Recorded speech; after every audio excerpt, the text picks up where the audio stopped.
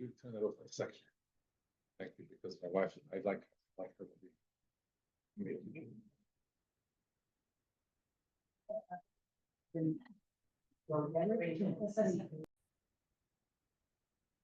Tehillim Memala 41, and here up to Pasuk Zion. Now, we saw that David HaMelech has taken ill, and in his sickbed, he laments how his enemies are celebrating. Not only are they not wishing him well, they're hoping that this is going to be his end.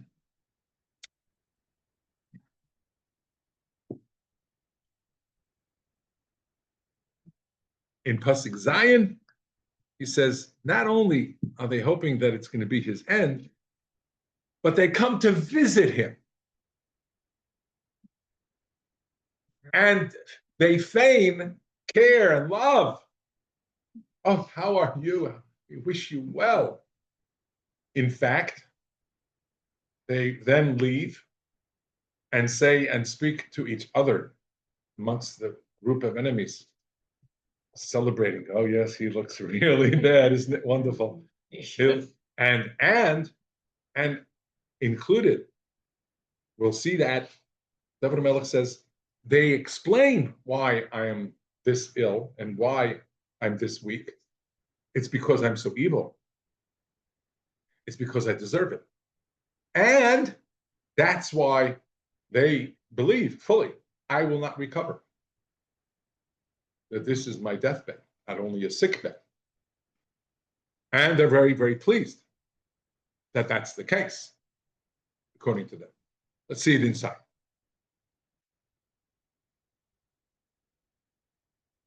Pasuk Zayin, number 7.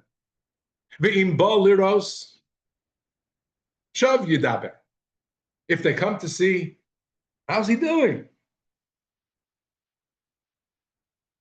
And notice he doesn't say levaker, because levaker means to look at something with care to try to make it better. Bikur cholim is to care about something and to want to be there for a positive purpose. This is liros, to see, because that's what they really want, is to see and then enjoy what they're seeing. Shav yidaber. You know what shav means? It doesn't just mean for naught. Shav very often means absolute non-truth, a lie. Or they say something that they don't mean, so it's not true. A shavuat shav means two things. It means a false attestation, a false oath taken dishonestly, or an absolute lie. Dishonestly meaning, I don't know. Worse, an absolute lie. They know that what's their claim is absolutely fallacious, is absolutely not true. And then shav also means for naught. In the Torah, that's how we understand the word shav, one of two ways. And sometimes it's repeated because of that. When something is taken, when somebody takes an oath and says, an oath that this is an actual cup of coffee.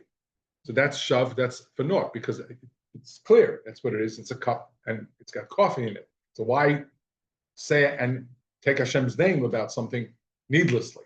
The other interpretation of shav is that it's an absolute non-truth. Anyway, shav yidaber. So they're busy saying nice things and supposedly wishing me well, but really it's not true. Because libo yikbutz oven lo. In his heart, yikbutz oven lo, he's gathering all kinds of nasty reasons to explain after he leaves to his buddies what he saw and why. Oh, you know why this is happening to David? And you know why that is happening to him?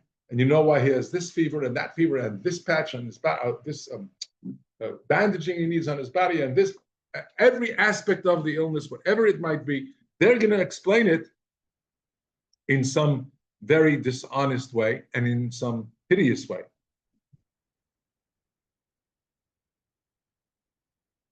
Yeitzei lachutz yedaber. And they go out, this person will go out then, and then say over what they saw and what they believe to be David's guilt, and therefore why these terrible things are happening to him, and so on.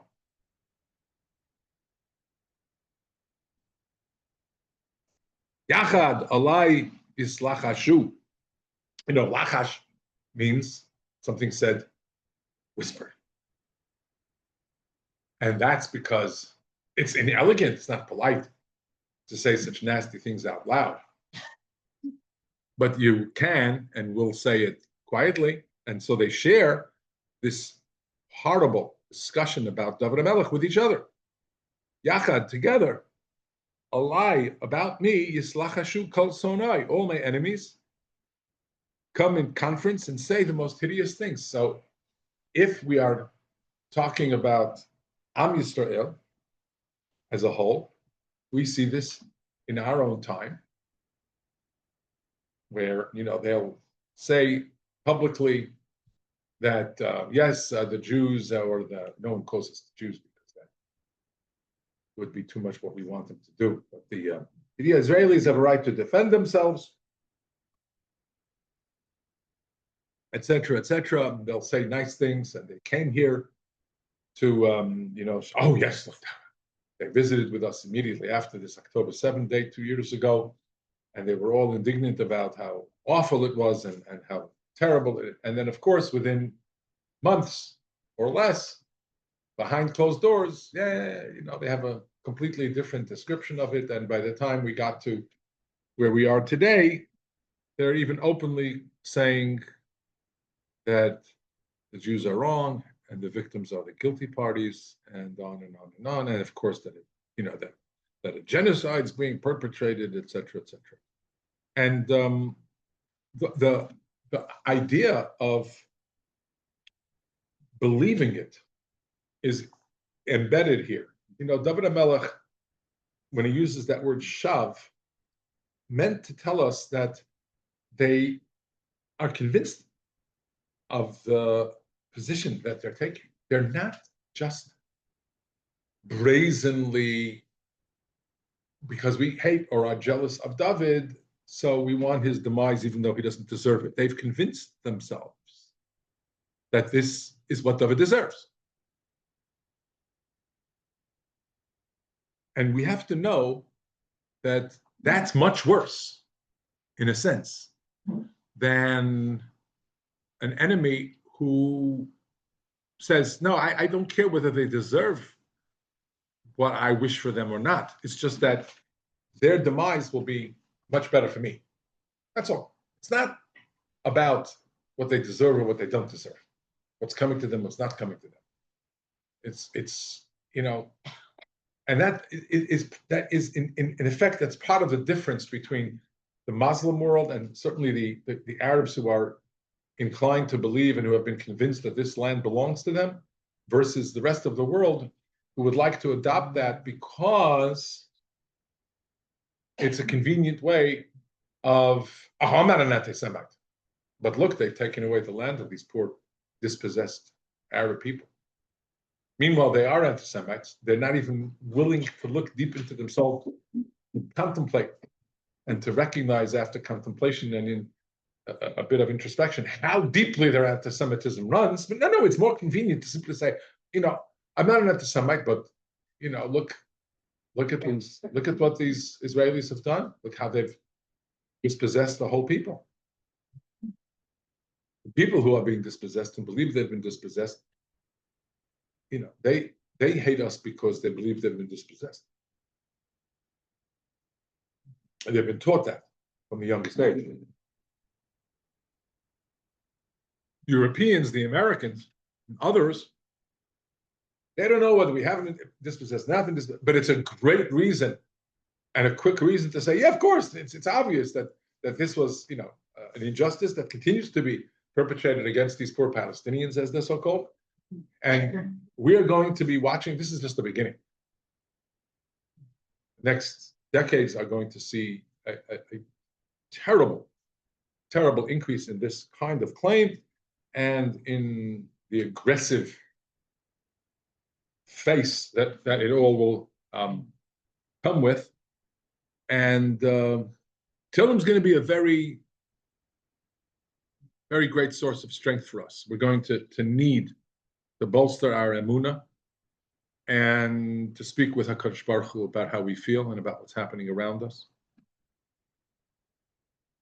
so that we can feel more calm and more confident, and remain steadfast in our sense of Yiddishkeit and in our trust in HaKadosh Baruch Hu. Yachshavu Ra'ali. Notice how they have to first speak, and then Yachshavu Ra'ali. If you think about it, well, don't you first think about it and then talk about it? The answer, of course, is first they whisper. Look at Pasuk Ches. Yachad Allah yislachashu kol sandai. Behind closed doors, they talk to each other and they say what they believe to be the guilt and what they think is the reason why we're made to suffer this way and why we deserve to suffer this way. In this case, why David deserves to suffer this way.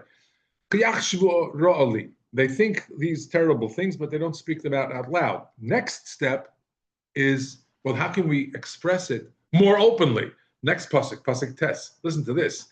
Dvar blial yotzuk bo. Now, yotzuk means to pour it out. That's not lachash any longer. That's not just a whisper. It just comes pouring out in the most open, blatant lie, in the most horrible accusation. Right? Again, I don't mean to limit what David HaMelech is saying, but understand, 10 years ago, it was not proper, it was unacceptable to publicly march around London or New York from the river to the sea. It just wasn't done. And it wasn't acceptable. Now it is. And that's the movement from, Yachad Allah Yislachashu, Kol Sonda. We're whispering about it, talking about it a little bit, quietly behind closed doors. And then they come up with, some kind of a heinous resolution at a General Assembly or Security Council meeting. But eventually it becomes much more blatant. Dvar blial. Blial means completely irresponsible and made up by people who are don't accept any malchus shemayim, don't accept the yoke of responsibility or answerability to heaven. Yatzuk bo, they poured out onto him. Bo meaning on the victim, in this case, David. And they say, Ba'asher shachav lo yosif lakum. That once beaten down, it's correct that he never rise up again. That's what their hope is. And Pasuk Yud, Gam ish shlomi, people with whom I was at peace, people with whom I had good relations.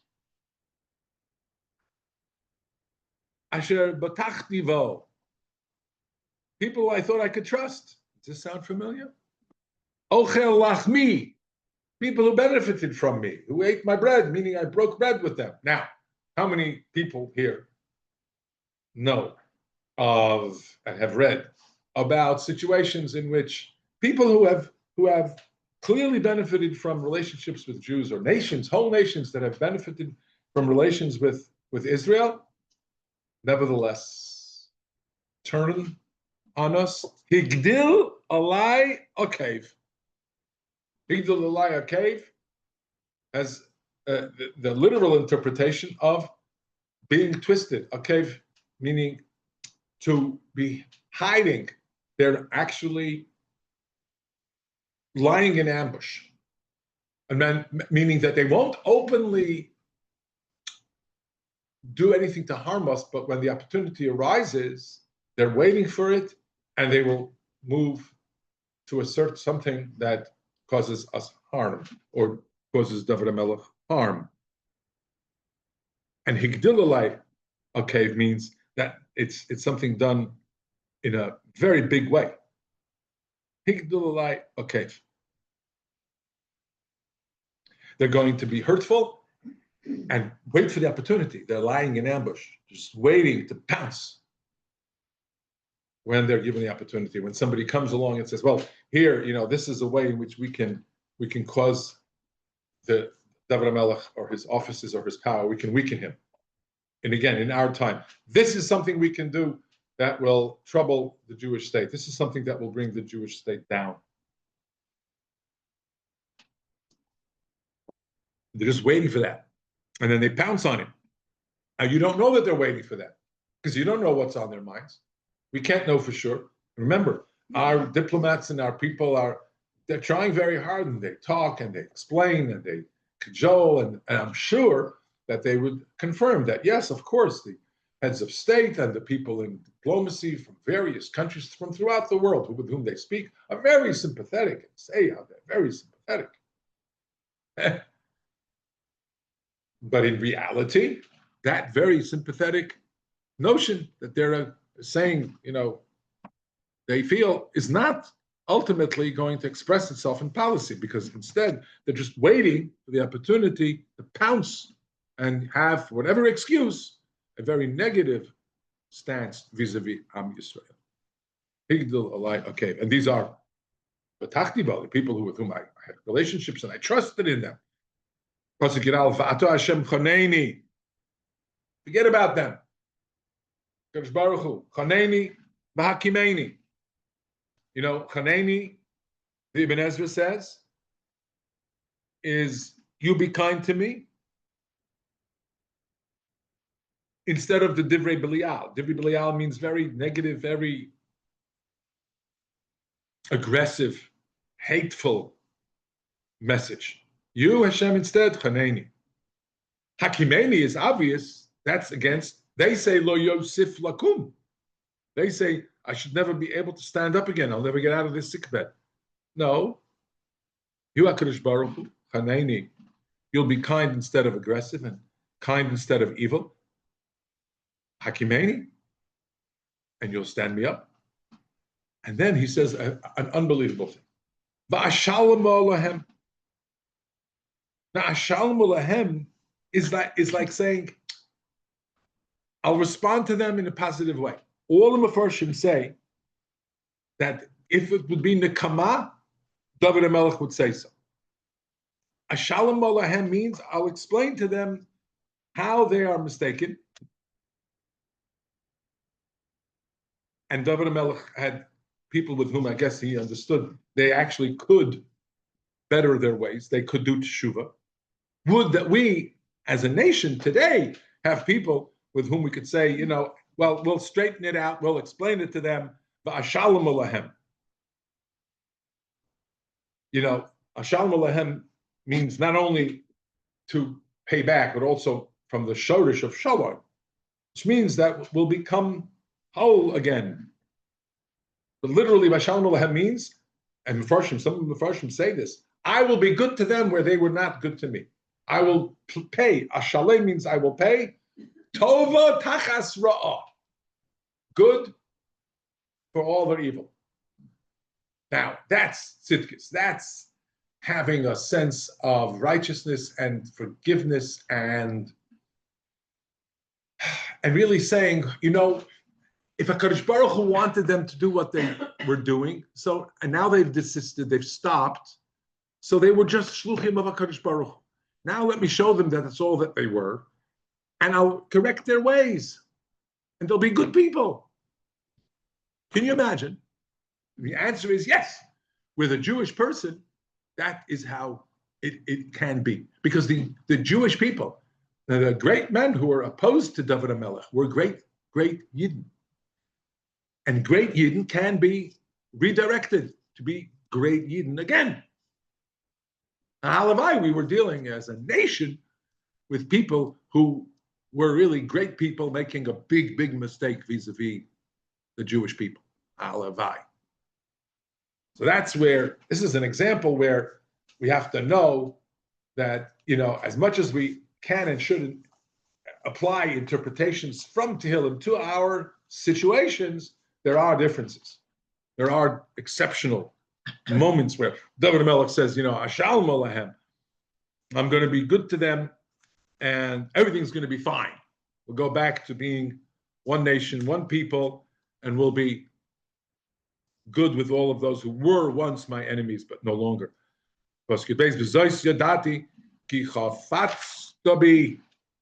way I'll know that you want me, that you really love me and care about me.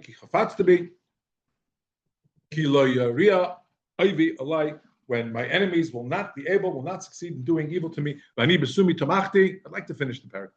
Besumi tomachti means betumi. Everybody knows, we've learned this many times. Tom, like Yaakov, Ish Tom, Yoshev, Vahala, means a wholesome, trusting soul. Trusting in HaKadosh Baruch Hu. That's tmimus. Some people call it innocence. That's a good word, but it's much more than that. It's a wholesome sense of really knowing that it's all from Hashem. Now, therefore it's all going to be good the way I think or wish it to be. No, but it's all from HaKadosh Baruch Hu. And therefore, I have to respond to it correctly, and somehow, eventually, everything will be good. That's tmimus. Ani bitumi tamachtabi. With my being that way, you've supported me. Now, he says this while he is yet terribly ill. That's tmimus.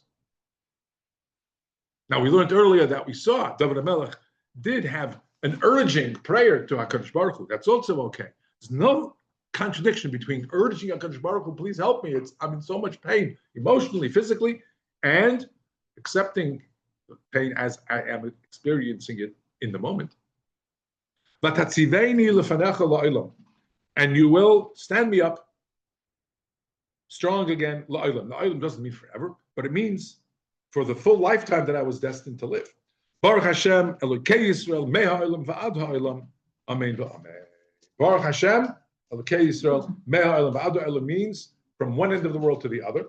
Meha Olam Va'ad Ha'olam means from the beginning of time until the end of time. So it means physically and temporally over the course of time. Hashem, blessed are you from the beginning to the end, which means what? Everywhere, every circumstance, every moment, even the moments of great pain. And amen v'amen. Just like there's an olam and an olam, there's a beginning and there's an end. So the structure of the pasuk and of the poetry is amen v'amen. Yes and yes. Affirmation upon affirmation. So this is a great paragraph, Tehillim of trust in HaKadosh Baruch Hu, in the most difficult of times, and one that we can gain a lot from. This assumed to be written at the end of his life when he's really ill. This is this is actually in the middle of his life. He's not. He recovers. Yes, he recovers. He recovers and goes on to be again Melech of Yisrael. Now, yeah, but that's a good question. This was, after his Maisa of Batsheva. So, what we sent out, I don't know if we had time to, it was very late. I sent a message out that the topic we're going to discuss, sent it out very late, was as Avram Avinu is davening for Sodom, do we relate to that kind of a very last minute tefillah? Remember, it's not the typical tefillah that happens all the time, that we do every day. It seems to be like HaKadosh Baruch Hu says, am I going to not tell him what I'm about to do to all of the people of Sodom and Gomorrah? I'm going to have to tell him. And sure enough, David immediately begins to plead for their lives. But note, and this is one of our questions, he doesn't openly pray for Lot.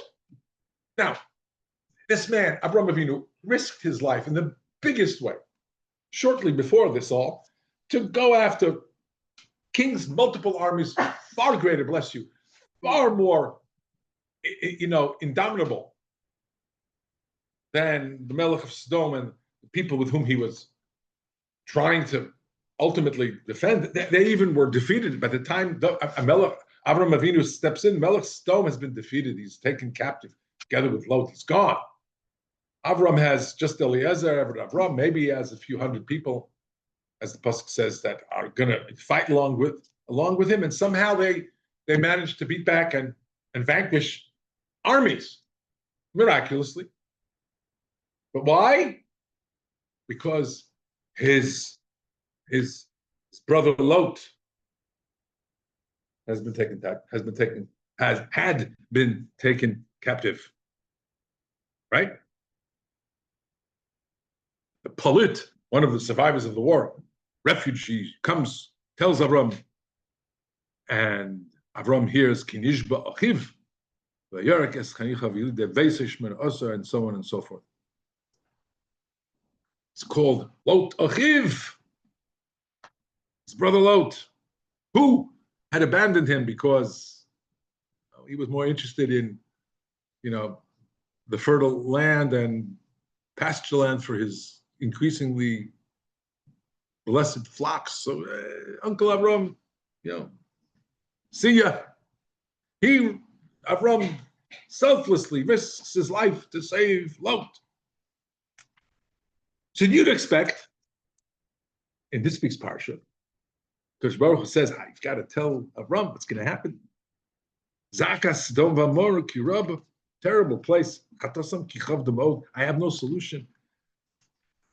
There's nothing I can do. He says to Lot, Avram, thank you. And he says to Avram, I've got to, I'm sorry, got to wipe them out. There's no other solution. I promise not to bring a flood. That's for the whole world, but this is, they're incorrigible. There's nothing I can do. Avram steps forward. Vayigash means, like, that's why we take 3 steps forward, right?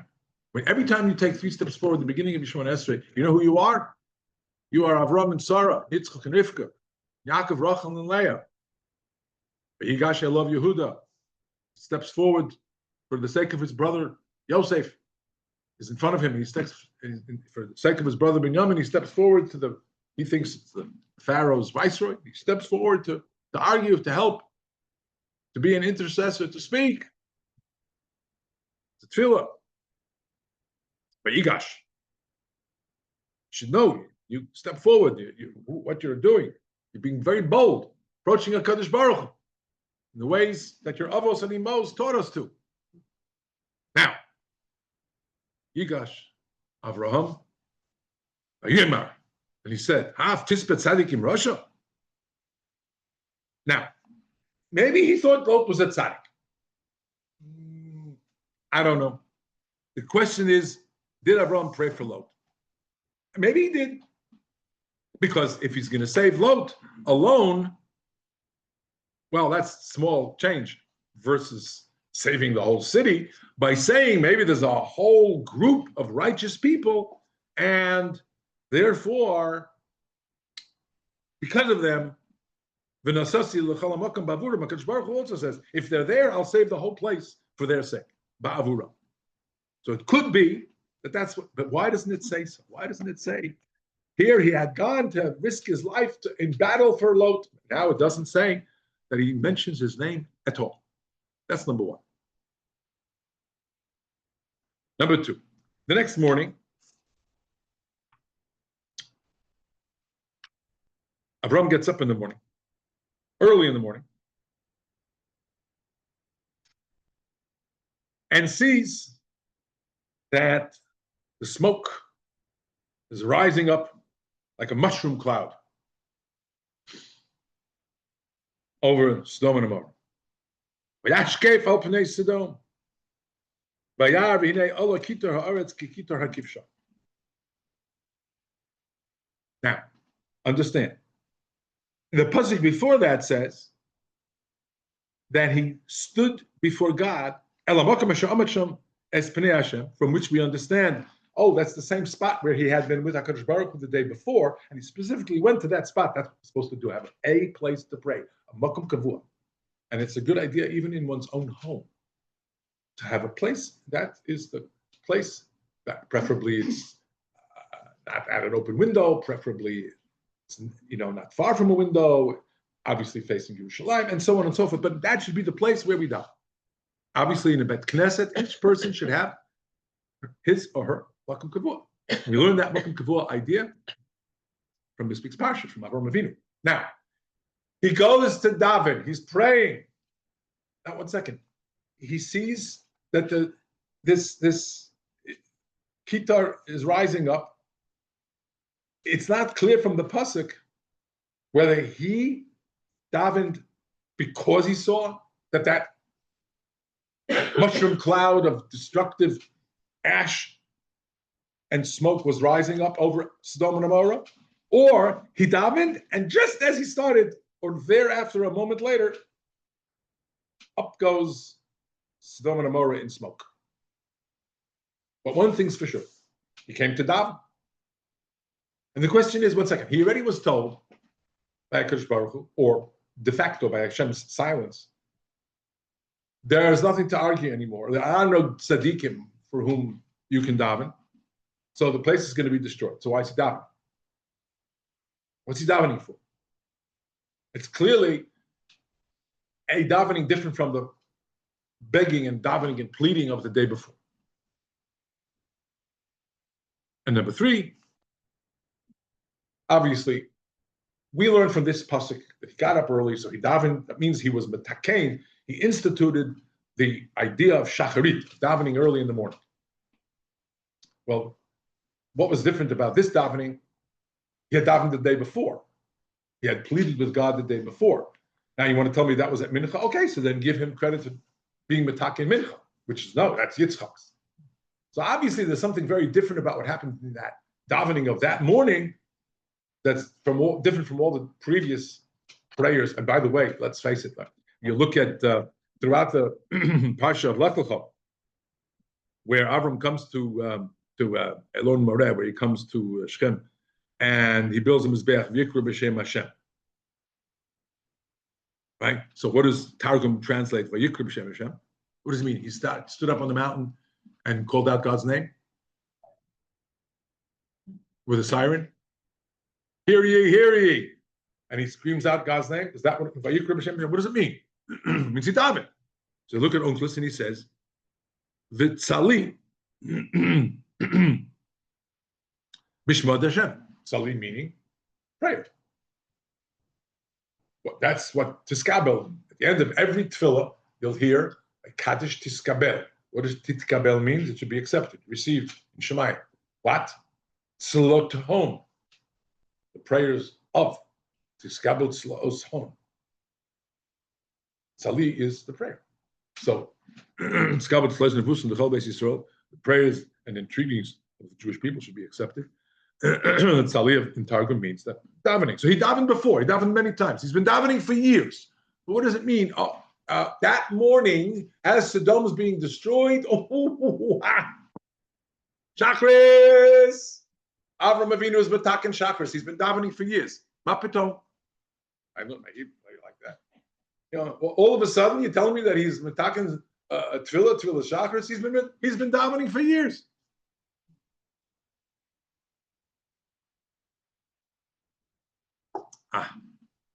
All of it has to come together.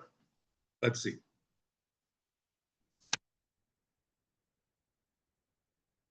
First question. When he says to Avraham Avinu, I got to tell you what's about to happen to Sodom. Why does Hashem have to tell him what's going to happen to Sodom? Ki yadativ. Hashem says, because Avram is very close to me, and I have trust in him. He's going to be talking to his children and his grandchildren, and they're going to follow him in Vishamru Derech Hashem Lasas Tzedakah Mishpat. He's not just one time, a great person, and that's it. What's the difference between Noach and Shem And Avram, Yitzchak, Yaakov. Oh, because from Avram, Yitzchak, and Yaakov, there came Shvatim. What happened to Shem's children? Except for those who came from Aver and then on to the 10th generation. It took 10 generations till there's one Avram, and from Avram came Am Yisrael. Why? He is going to make sure that all of his great-grandchildren, all 12 Shvatim, are righteous. From him will come a people who will perpetuate this, which is the opposite of what's going on in Sodom. What's going on in Sodom is the opposite of tzedakah, righteousness, and kindness. These people will be taught. So what is the issue? The issue is, I can't just have tzaddikim, who are themselves islands of righteousness in a sea of very, very incorrect. That's what I'm trying to watch myself. In a sea of very, very great injustice and human degradation of the worst kind, sin of the worst kind, evil, interpersonal evil of the worst kind. Bless you. It's not enough. I need Lamana Sheyitzava as Bonav as Beisai Acharav. I need someone who's going to make a difference. So you have to understand the tzaddikim that we are looking for are not just tzaddikim for themselves. Yes, the pasuk says ba'avuram, but the Ibn Ezra says the point is not just to save them. So in order to save them, I have to save everyone. Come on. No, these are people who will influence others in Sodom. Just give them a little nudge, and they'll say, "Yeah, let's do what's right. Let's teach what's right. We'll turn the whole place around. We'll turn it all over spiritually, uplifting everybody, taking all the iniquity, covering it up, turning over a whole new, however the expression is, right? Stone. Turning it over and changing, and making a whole mahapicha, beginning with these tzaddikim." Pasuk in Yirmiyah, Siman Hey. HaKadosh Baruch Hu says to Yirmiyah, go find people who are willing to stand up. Yeah, of course there are a few good people, but are they going to stand up and bring their society toward rectitude? It's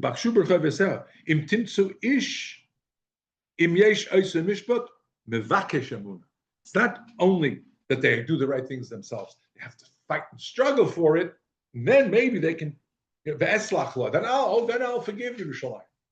It's not enough to be good.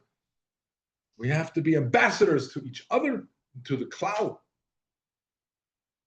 We have to go out and march and rally. 1 million man marched for the sake of teaching. We have to be nice people. We have to be good people. We have to care about all these folks.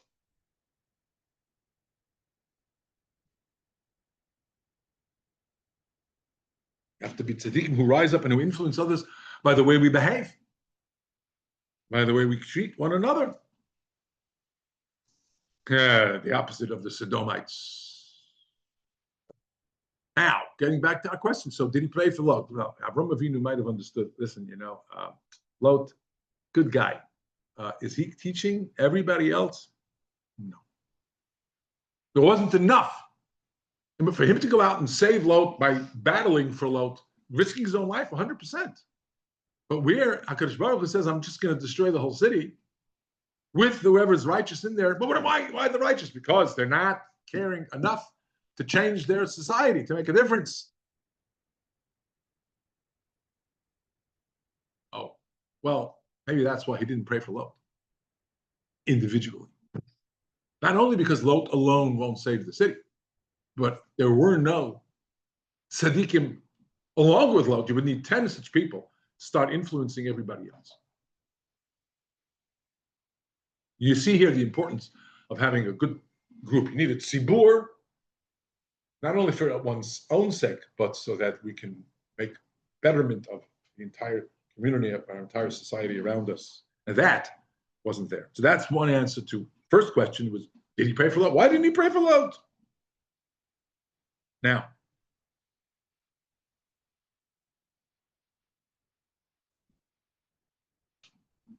if we ask, if in the morning he sees there's no hope, HaKadosh Baruch Hu already said, There are no 10 tzaddikim. And particularly if he sees that the Allah kita haaretz kikita kahakivshan, that it's over, so then what's he davening for?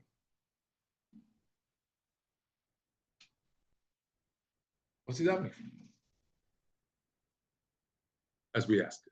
The Malbim says point blank, at that point, he's davening for Lot. Now, it doesn't say so, but at that point, he's davening for Lot.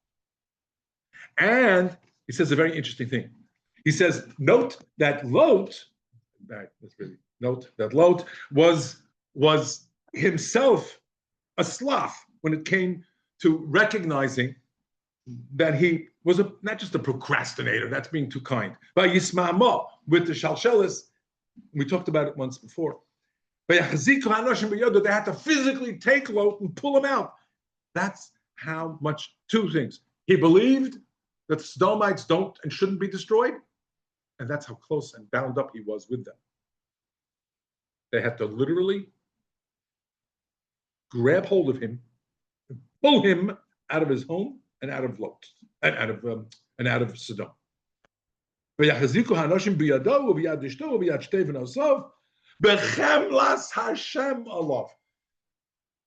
Malbim, Bechemlas Hashem alav is that moment where he doesn't deserve it.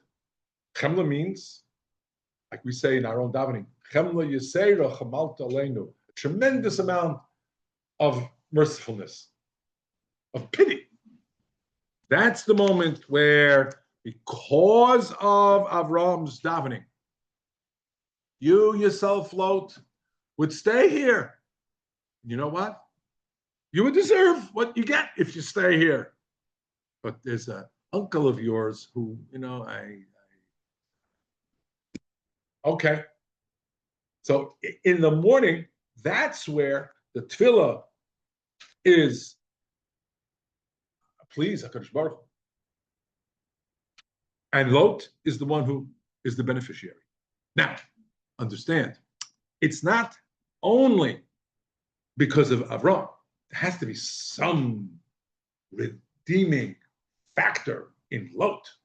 And that is, what did he do that previous night? Showed a lot of, he was disordered him. And when the people of Sodom threatened his guests, he stood up against them, risked his life. And he would have lost his life if not for being pulled back in. And those angels of heaven drew him back into the house, slammed the door, and said, we'll take care of, let us do the rest. Yes. Offered his daughters. Yeah, that was not nice. That's what Not very inelegant. 100%. 100%. That's why Lot is a very complicated figure. It's a very complicated figure.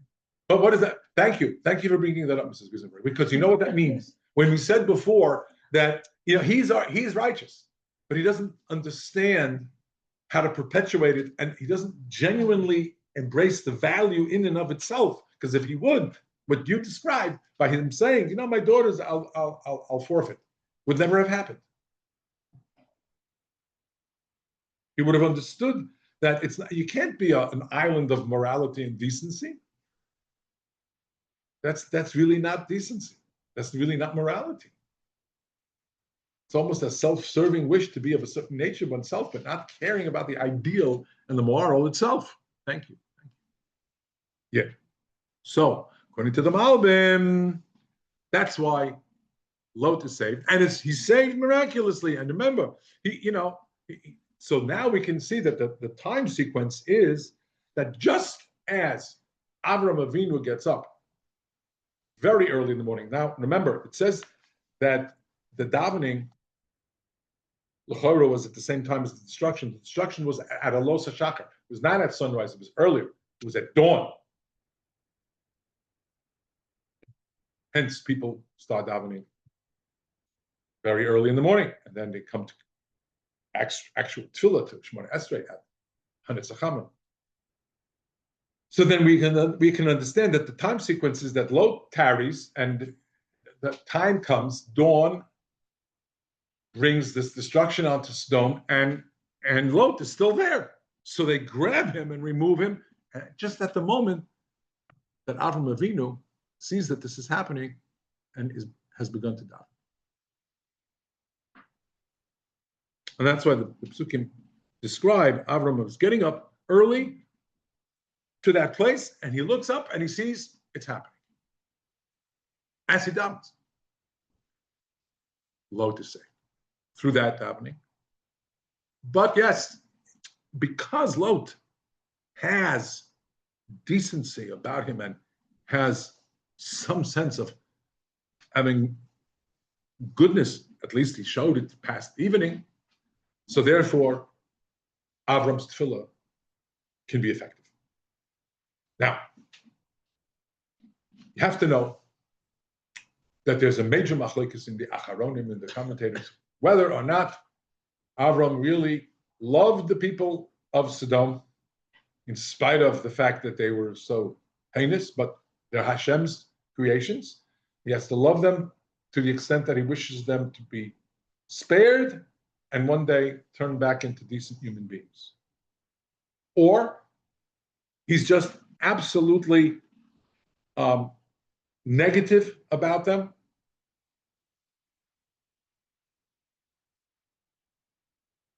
And wishes that their wishes come to an end.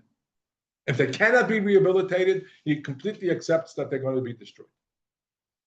That is the view of the Maharal. That when he, at the Bris Ben Besarim, was made aware of the Eima Chashecha Gedola Nafla Alav, that he was shown that there are terrible things that have to happen, even to Am Yisrael Aleinu, if we are not Mekayim mitzvahs, if we're bad people. And the Kadosh Baruch Hu says, what's your choice for your people, for your descendants? Malchios, that the nations of the world will subjugate them, or Gehenna? And Avram Avinu says, Gehenna. If they're evil, destroy them. Wow. Because the tzaddik hates rishus, and if the only solution is to destroy the Rasha, so be it. HaKadosh Baruch Hu says, no, you don't understand. I'm not going to give them Gehenna, it's going to be Malchios. They're going to be subjugated by many other nations and Edom for the longest time, but they'll do tshuva. You're much better off with that. But Avram, of his own accord, said, yeah, you have to punish him. Says the Maharal. So you see that the righteousness of Avram is so steadfast as to not even be able to fully embrace the idea that if you spare them for a long time, maybe at some point they'll do tshuva. And so he says the same thing in the case of Sodom. He completely accepted that they are not worth saving. Davening in the morning is, they're not worth saving. You're right. But HaKadosh Baruch Hu, how about your glory? How about the loss of the image of man, the diminution of the image of man? You know, when we say Kaddish after Le'alim, if somebody passes away, it's because the Tzelem Elokim has been reduced. Man is, after all, of a godly nature and has a godly spirit within him, and that has been taken away. Since it's been taken away, it needs to be rebuilt and reconstituted. Where's the glory of HaKadosh Baruch Hu if there's none of the mitzvahs that these people could possibly do? So it's a very different davening. The davening before this moment was a davening where Avraham Avinu says, HaKadosh Baruch Hu, do what's right. Make sure that goodness prevails. Make sure that justice prevails. And that's how he had davened for years. And that's how he had pled with God the day before. He pled with God the day before for Darat Tzaddik. Do mishpat. Do what's right. This morning, he says, okay, let's set aside what's right, what's deserved, what's not deserved. That's what we learn from Avram Avinu. Davening is not just to say to HaKadosh Baruch Hu to do what's right. Davening is lahefech, to do what's in your interests, HaKadosh. You want your glory. You want your holiness to be known and felt palpably, be appreciated by mankind. That will automatically work. That will uplift man. Then man will deserve more than he does at the moment. So davening is not just, to say we have our needs. It's not a shopping list, Chalila. It's a way of engaging with and coming together with HaKadosh Baruch Hu for His glory's sake. Only was the emphasis of the morning after he had pled for the people of Sodom. And yes, it could be that it's hopeless. As far as what's right is concerned, hopeless. And I accept that, Avram says, because they're Rishayim. And I abhor Rishus. But how about Kadosh Baruch Hu? How about your glory, Holy One? That's davening. That emphasis, that's tefillah. We don't daven for ourselves selfishly. And so he was metakin tefillah shacharis at that moment. Because it wasn't about him, and it wasn't about what's quote unquote right or just. It was about what's in the interests of kavod shamayim only, because the interests of Sodom are lost. But kavod shamayim, that's davening.